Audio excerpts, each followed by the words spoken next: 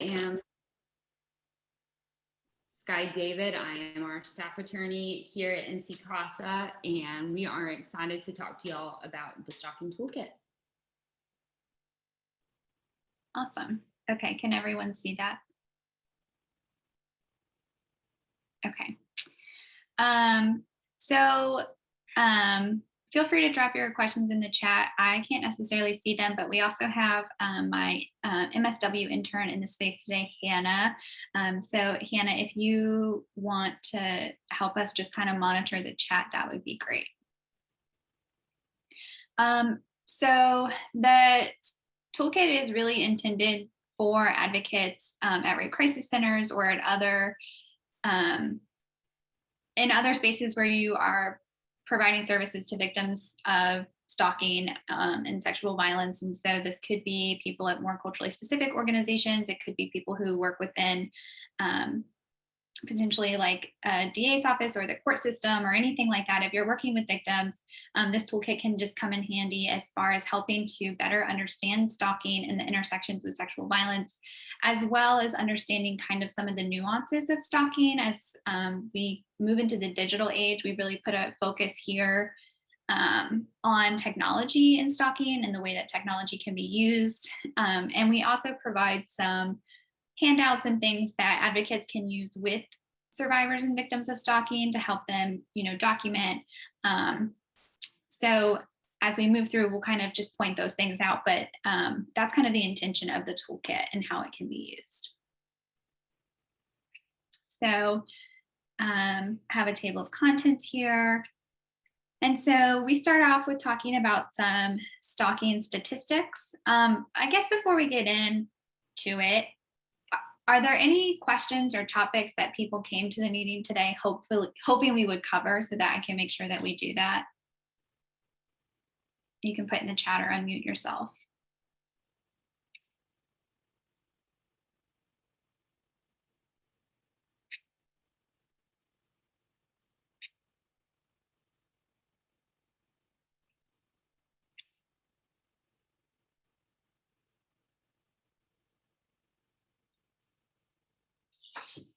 Okay, so maybe just a general overview.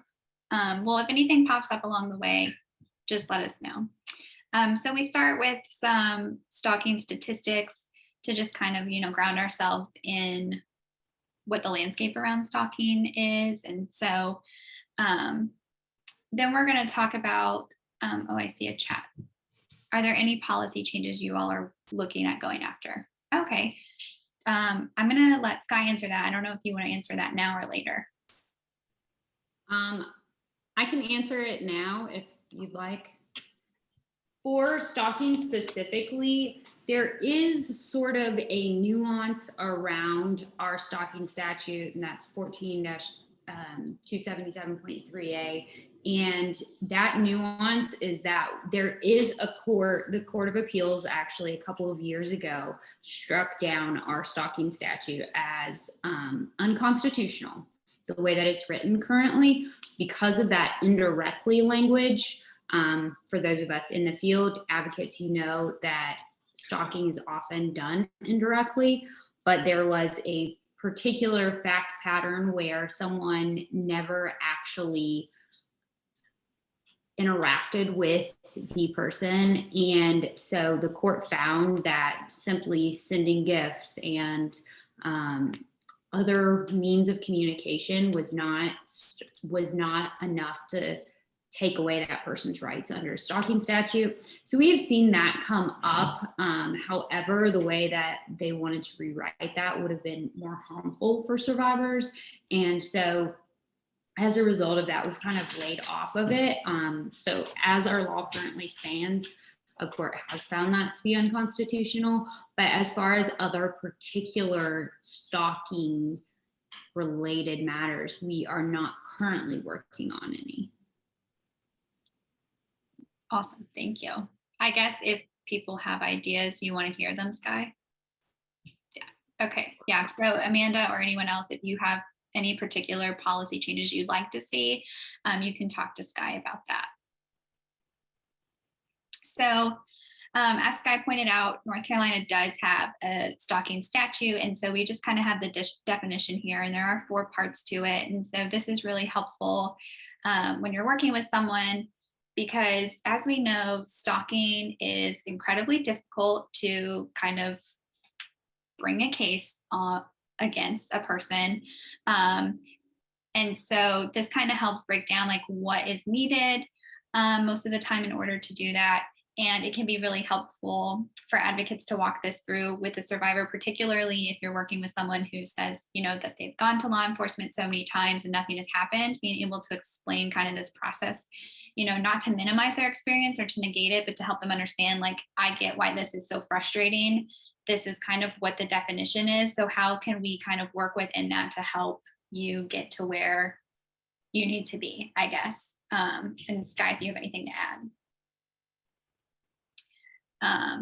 And so we're probably all pretty familiar with the forms of stalking, so I won't spend too much time on that. But again, thinking about technology, and I think especially, you know, obviously over the last 2 years, things have been really tech heavy. And so we've seen the way that stalking has shown up online and in virtual spaces.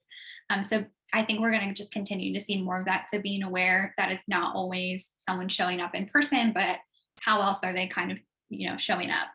And then talking a little bit about the long-term impacts, which are pretty similar to other forms of trauma like sexual violence. But definitely we see that with stalking as well. I think sometimes people don't see stalking as like severe of a victim, like a crime, but it definitely is and can have long-term lasting impacts. So Sky, do you want to talk about some of like the legal options for people who are experiencing stalking? Sure. So as we just outlined, stalking is in our criminal code it is a crime, it is a misdemeanor. But if there are multiple charges, then it becomes a felony. So it can be taken out as a crime itself. There are some civil options. A judge can order that into your 50B or 50C, not to stalk the other person. And it is specifically in 50B as just one of the check boxes. And so you can have just the civil 50B, 50C and add on stalking, or you can get a 50B, 50C just for stalking behavior itself. You can also pursue that criminal option. And if you pursue that criminal option, generally you're going to get that criminal no contact order as well. Awesome. Any questions about that so far? Because I know sometimes the legal options can be confusing. So does anyone have any like specific questions around that, or about filing like a 50B or 50C as it relates to stalking?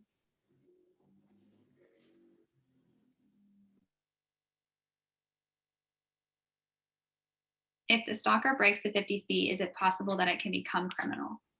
So if you have a 50C and there is a violation of your 50C, you could, I mean, if there's a violation and it is a stalking violation, you could take that out as a criminal charge.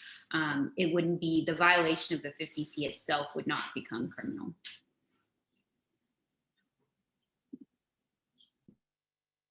Thank you. What are some options for the survivor if they aren't able to get an address against the perpetrator? As far as like filing a 50B or 50C goes, Amanda? Yeah, because I know they have to have an address to file. That is something that I don't have a good answer for, but I am happy to get back to you. Thank you. Yeah, I think sometimes, you know, in my experience as an advocate, when the like survivor or victim or whoever was filing against somebody when they didn't have an address, I think we run into all those issues of like, well, we can't serve them if we can't find them. So that's kind of what it comes down to. I know sometimes when they don't have an address, they may like work with the law enforcement to kind of say like, I know these are the places they hang out at, you might be able to find them there. But yeah, I think that's a really like sticky situation.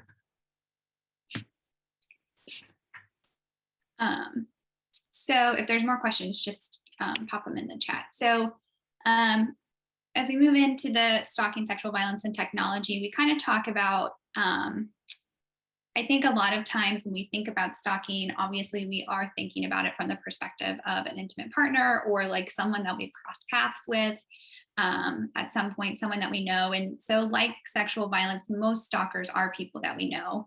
But there are other ways stalking shows up that I think are a little less talked about. So landlords may partake in voyeurism or use other forms of technology, such as video doorbells, to keep watch on their tenants. That might become dangerous.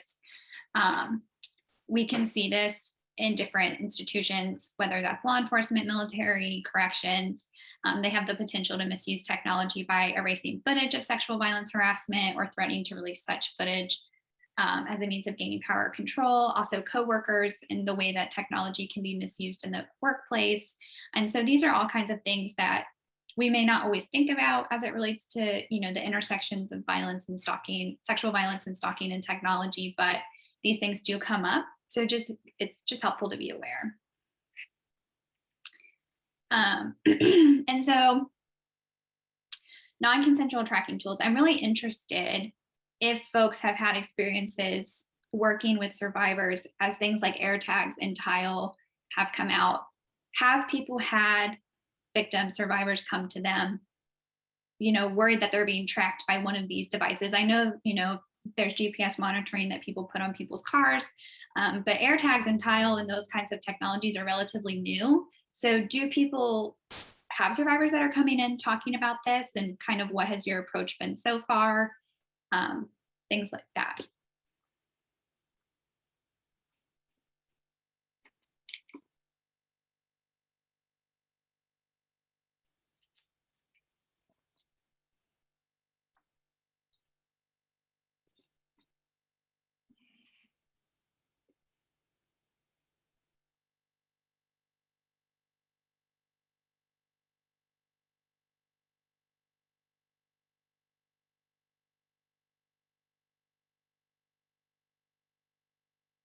Okay, well, if you haven't seen these yet, we go over these just because I think, again, these things are just going to become maybe more mainstream. And I also know from my experience being an advocate at a local program, we didn't see that many people who came in just for stalking. Usually it is intersecting with domestic violence or sexual assault. So that also may be why, you know, sometimes people who are experiencing stalking don't know where to go if it's, you know, just stalking or something like that. But we wanted to include some information about air tags and tiles. Specifically, there are a couple other devices, but these are the two most common.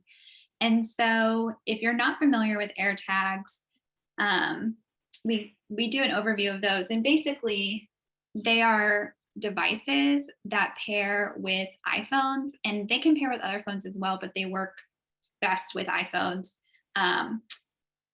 And they use the Find My, you know, like Find My Friends, Find My Phone. They use that app to be able to keep track of the phone. And so an example would be if you were to leave your wallet with an AirTag at a bar, your AirTag sends a secure Bluetooth signal that can be detected by nearby devices in the Find My network, and uses the devices to send the location of your AirTag to iCloud. Then you can use the Find My app and see it on a map. There are some privacy features built in, like only you can see where your AirTag is. Your location data and history are never stored in the AirTag itself. And the tag itself is still connected by Bluetooth to others' devices though. And so if you're working with someone who comes in and they are trying to figure out if they're being tracked, specifically by an AirTag, here are some steps that you can use to walk through that with them. So they have some features built in that are intended to discourage non-consensual tracking, but that doesn't always work. And sometimes people are really tech savvy, and sometimes other people aren't. Like I am not tech savvy, so I may not know to look for these things, or that it's even possible.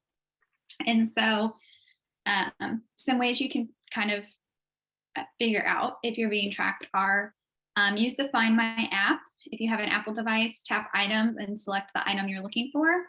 And then there's more directions here, and you can locate the AirTag so you can figure out, has an AirTag been secretly slipped into your purse or in your glove box or something like that by someone who would have access to those things.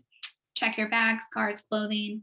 AirTags are easily concealed. So the picture here gives like a pretty good size depiction of how big an AirTag is. So they're pretty small. They can fit in a lot of little places.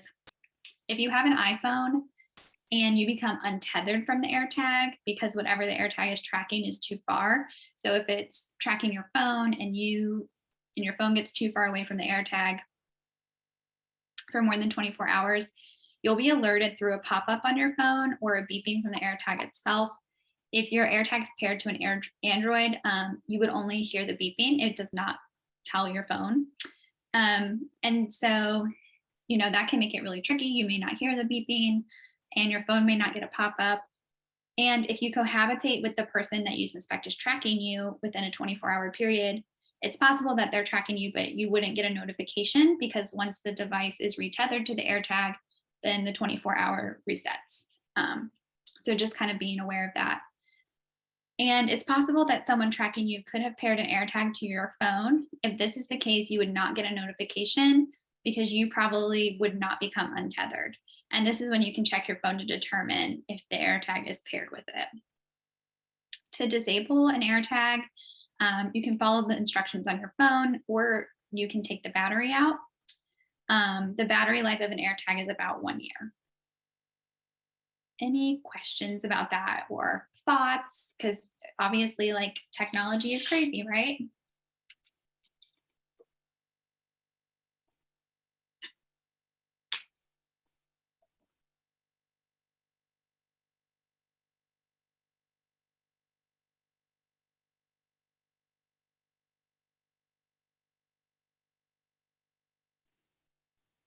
Okay, if y'all are typing, then we can come back to that. But Tile is pretty similar to AirTag. I'll scroll back up, and these are the different types of versions of Tile. And they're pretty similar. Unlike AirTags, they do vary in size. So they have larger ones, and then they have stickers that are pretty small and can stick to the back of, some people I think use them for remotes. If you constantly lose your remote in your house. They're intended to be put directly on or in whatever item you're wanting to track.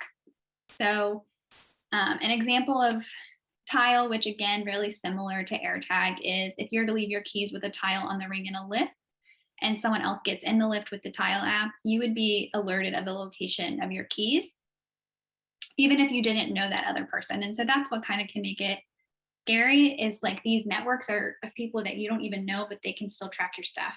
And sometimes that can be helpful, but also can be kind of scary. So Tile currently has a partnership with Fitbit, along with a couple other companies, but it is working on a partnership with Amazon, which would expand the network significantly. So right now, Tile doesn't necessarily have the network that AirTag has with like Find My Friends and Find My Phone. But if they do get, a partnership with Amazon, that would definitely expand their network. Unlike AirTags, Tile does not have alerts that would let someone know if they've become untethered from their Tile. This means that if someone were to be non-consensually tracking you by secretly inserting a Tile into your bag, the Tile nor your phone would get a notification about the device traveling with you. The best way to determine if you're being tracked using a Tile is to conduct a thorough physical search of all your items. So again, different than AirTags, Tiles are going to be a little bit harder to figure out if they're being used to track you. I think I remember Toby from the National Network to End Domestic Violence in January, when we had a stalking sexual violence in tech. She talked about a case of a woman who had a Tile slipped into her purse by like a stranger at a bar. And then he used that to track her. So we know that these things are happening, and it's just helpful to be aware. The Tile is also, depending on which one you have, can be a little bit harder to disable.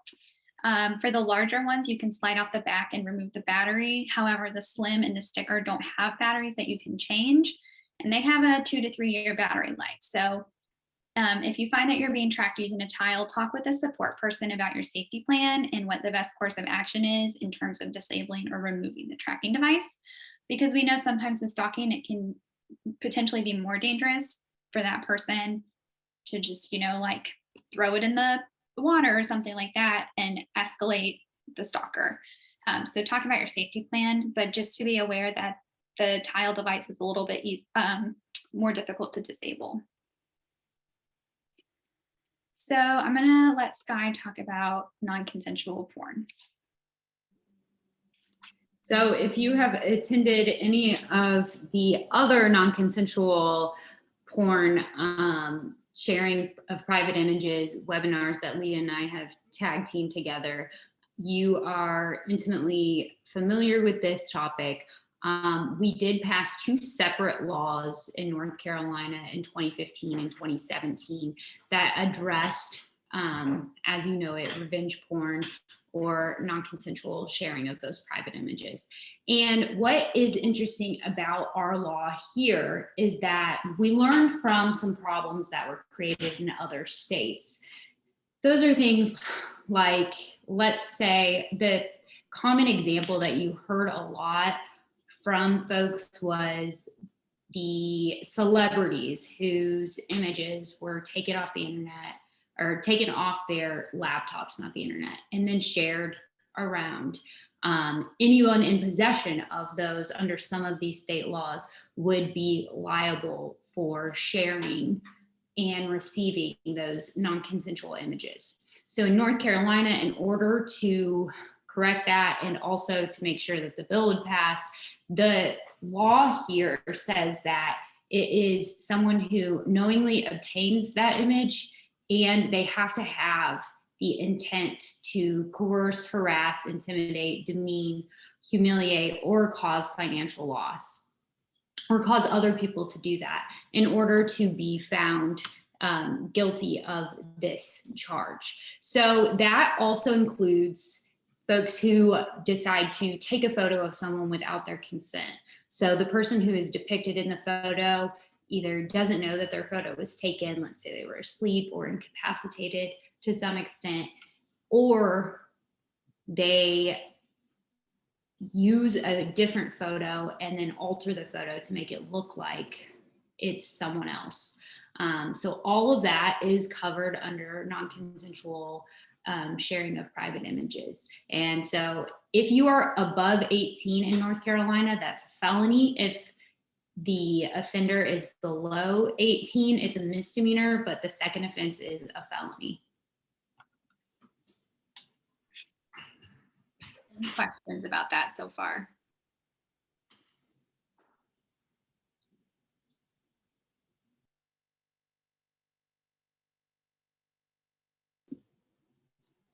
So as far as removing images, let's say they are online, if they are on a social media platform, once the images are obtained and then disseminated online, there are some different options for getting those down. You can hire a takedown service and they can help you remove the images. That does come with a fee, but they do have some free ones online that the Stalking ToolKit actually has the link. I see someone has a question. Yes, over 18 is a felony, but under 18 is a misdemeanor. Yes. Unless it is a multiple offense, like if they have done it multiple times under 18, then it becomes a felony. You can submit your own takedown notices. Again, we have a link in the toolkit for that. And you can call different search engines or social media platforms, their legal department. They've dealt with these in every social media platform. So you can talk to them about that. And there is another resource here for online removal from different social media and search engine sites.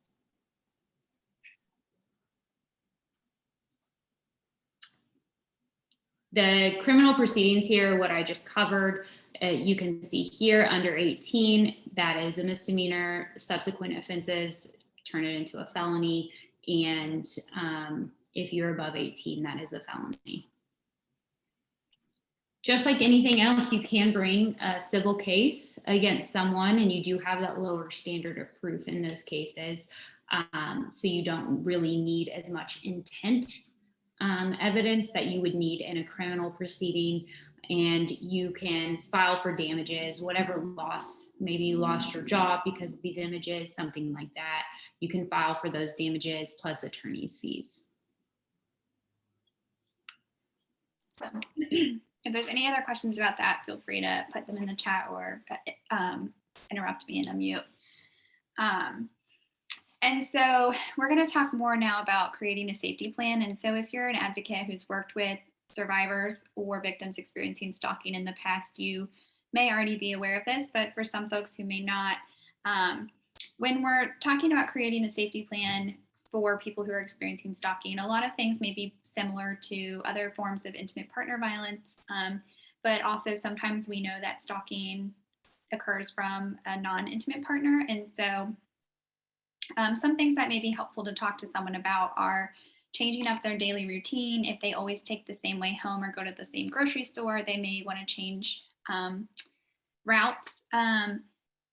If it's possible, informing your supervisor at work and maybe a few trusted coworkers in security, if applicable, about what they're experiencing, so they don't inadvertently put someone in danger by, someone calls office and is like, oh, is Leah working today? And then they're like, oh no, she is at lunch right now, but she gets back at 1. Like, you wouldn't want that information being shared. If you're working with someone who lives on a campus, they can potentially ask for a security escort to and from their residence halls and classes, particularly at night. If they have friends or family they can talk to, encourage them to come up with a code word they can send if they see the person. If you live in a small town, sometimes it can be hard to avoid your stalker, obviously, but you might be able to ask some trusted friends and family to let you know if they're seeing that person, so you know to avoid the area at that time. And again, just having that conversation about not engaging, not telling the stalker where you are, things like that. If it's an intimate partner or roommate doing the stalking, inquire about changing your locks.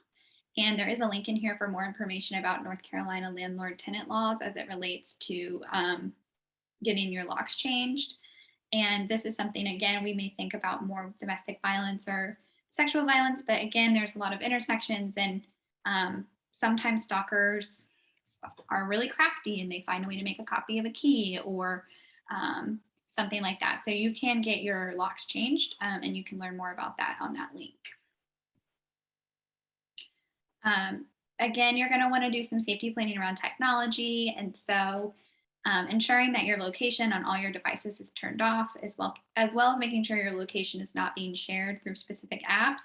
Sometimes people have their location turned off on some things and on others. So, and sometimes people don't know how to turn their location off on their phone. So that's something an advocate can do with someone, is kind of walk them through how to do that and make sure that they're not sharing, when they take a photo on social media, where it is and things like that. Although a lot of people who experience stalking may choose to just kind of get off social media altogether until they're able to resolve the situation. But certainly asking friends and family to avoid posting pictures of them can be helpful. If you're concerned that the device has been hacked or is being monitored, when seeking support or accessing resources, see if there's an option to use a public computer, such as at a library, versus your personal device that may be being monitored. And I think this is in another section as well, but sometimes people, first response is when they're being stalked, especially if, they're getting 100 calls from somebody a day or 25 text messages a minute. Their first instinct may be like, I'm going to change my phone number and get rid of this phone. And that makes total sense because you're tired of being bombarded, but sometimes that can be helpful in terms of like building a case of stalking. So it may be helpful to encourage the survivor to continue to not engage, don't respond, but keep their phone and get a new phone and new phone number that the stalker doesn't know, but keep the old one so that you can kind of collect that pattern of harassment. Can be helpful. And then as far as emotional safety planning, there can be a lot of emotional distress during and after someone is a victim of stalking. So some things that you can do similar to other victims is practicing coping skills, finding routines or behaviors that make them feel safer, accompany them, finding mental health resources, and practice helping them to ask for what they need to feel safe from their friends and family, coworkers, and things like that. And so when we talk about creating a safety plan, this is really an important part of stalking, especially because it can be so difficult to either get a 50B or 50C or to bring, like, for a case to be built against a stalker. So creating a safety plan is really, really important. And so one thing that you can utilize is the Address Confidentiality Program, or ACP. If someone is experiencing stalking and they decide to move, they can file an Address Confidentiality Program application through a domestic violence sexual assault program through the Attorney General's office. And so they can keep their new address a secret. For more information about that, you can reach out to us, or you can you can Google North Carolina Address Confidentiality Program and it will show you where to go. But I imagine for most of our rape crisis centers, you're probably pretty familiar. If you're here and you're not from a rape crisis center DV program, you should refer, if someone's interested in the Address Confidentiality Program, you should refer them to their local DVSA program. Any questions about that?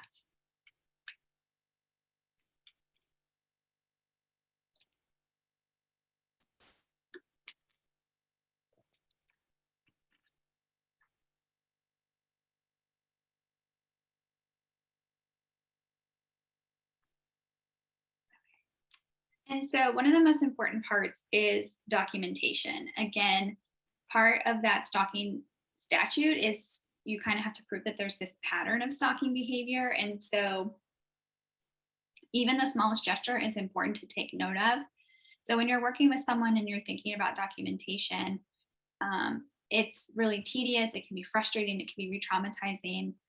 So, that's where some of that emotional safety planning and advocacy and support can come in. But it is really important for the victim, the person who's experiencing stalking, to write literally everything down.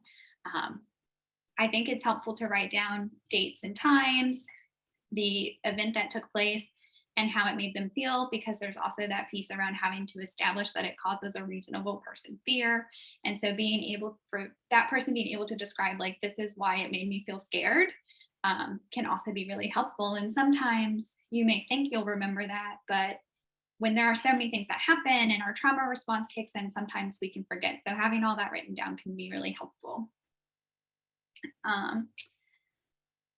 And so another important piece with that is encouraging victims to have multiple copies of everything stored digitally and have hard copies. Sometimes people only put things in their computer now, but it's really helpful to kind of print those things out. And also for them to have copies maybe in multiple locations. Sometimes stalkers will break into victims' homes and they may take that if they find it. So if you can store that at like a trusted friend or family member's house or another safe place, that would be, it could potentially be beneficial. And so as far as reporting to police goes, if you're working with a stalking victim who's considering reporting to the police, keep in mind that making a report may cause the stalker to escalate and could potentially put the victim in more danger. So before making a police report, talk with stalking victims about what to expect, if now's the right time, or if they should give some time between the last incident and making the report while still thoroughly documenting and ensuring the victim feels comfortable with their safety plan. And also being mindful of stalking victims from marginalized communities and reasons why reporting may carry additional barriers. And so finally, We just put in some pieces around community advocacy and outreach because again, stalking is a just like sexual assault, very underreported.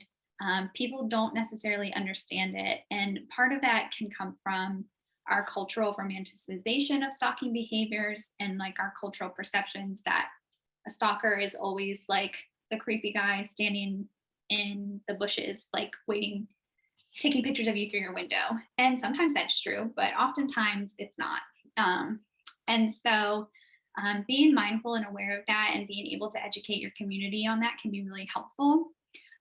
January is Stalking Awareness Month. And so that's a great time to kind of bring the conversation and let your community know if your agency feels equipped that you serve stalking survivors as well, and that you can help them with that issue along with the sexual assault or domestic violence. Because sometimes, again, people who are experiencing stalking may not know where to go for help. And so it can be important to let them know that you're there for them too. And talking with your community partners to help them understand why someone receiving a gift, which may seem harmless to them, would cause that person fear. It could be because it's a symbolic gift of like, I don't know, like, why does that person know that this is my favorite candy? I've never talked to this person. Or if it's like an intimate partner, maybe they said, like, I've heard this example before of like, they told me that on the day that they were going to attack me, that they would send me a dozen roses. They sent me a dozen roses today. So now I'm really scared. So those kinds of things. So helping the community understand why something that may seem benign is actually very scary. And then again, here are some activities to engage your community, just some sample things that you might want to do. And you can kind of tailor them to your community and their needs and things like that. But you may show a movie that there are a lot of romantic comedies that kind of romanticize stalking. So you may want to show this movie and talk about the ways that the stalking behaviors show up and what the impact of that is on stalking victims and survivors and the community as a whole. And also just kind of raising awareness about the issue of stalking. And so for resources and additional information, we just have some stuff around the air tags and tiles, stalking advocacy. So there's great guides here for advocates where a lot of information from this presentation came, links to the address confidentiality program and landlord-tenant laws. And there's also a stalking incident log. This can be printed out and given to a victim for documentation. So it might just be helpful to print a bunch of these out and have them at the ready at your organization to give to folks. And then finally, some information about stalking tech and sexual violence. And so that was a pretty quick overview of the toolkit. I'm gonna stop sharing. So what are folks' questions, comments, or maybe you have a case and you're like, I don't know what to do, and we can talk about that.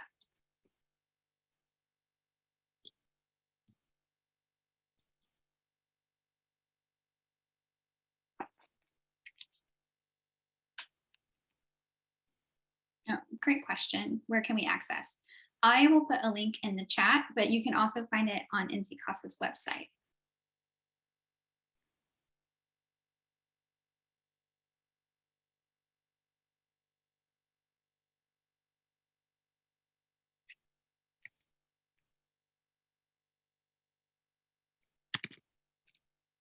Thanks for coming. Thanks, Gabriella.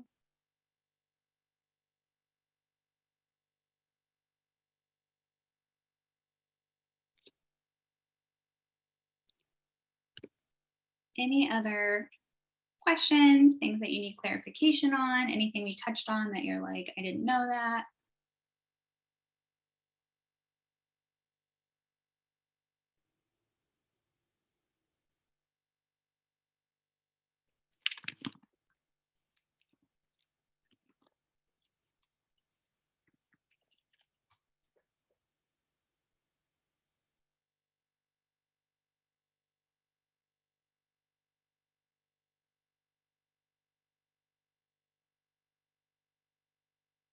Well, we can end early then. Sky, do you have anything else? Now, if you have any survivors with cases that you want to reach out to us on or are not sure what to do, feel free to email me, call me, text me. I'm happy to talk through the individual fact patterns. And I see Virginia said, I did not know about the air tags for tiles. That's new information. Yeah, it's wild. Just new technology all the time is, we always have to stay up to date on that. So yeah, it was also new to me as I was putting this together.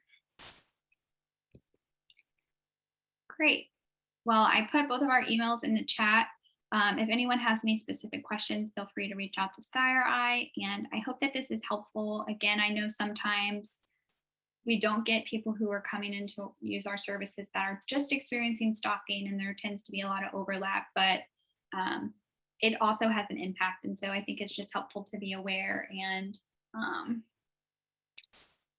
yeah, so again, if you need anything, just reach out, and I hope everyone has a great rest of the day.